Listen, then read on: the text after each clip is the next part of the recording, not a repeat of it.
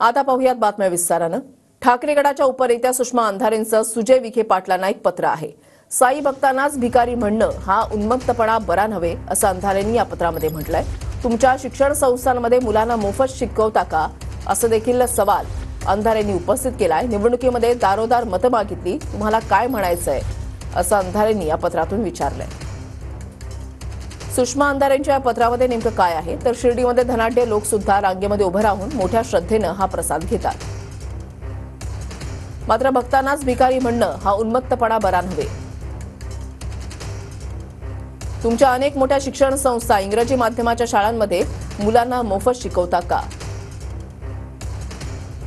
तुमच्या प्रत्येक युनिटमध्ये अगदी 4थी-5वीच्या मुलांना सुद्धा 1-1.5 लाख रुपये शुल्क आकारलं जातं।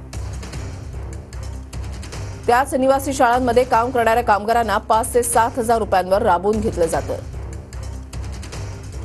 तुमचा आक्षेप मोफत भोजन देण्यावर की या सगळ्या व्यवस्थेवर तुम्हाला पूर्णतः नियंत्रण मिळवता येत नाही यावर।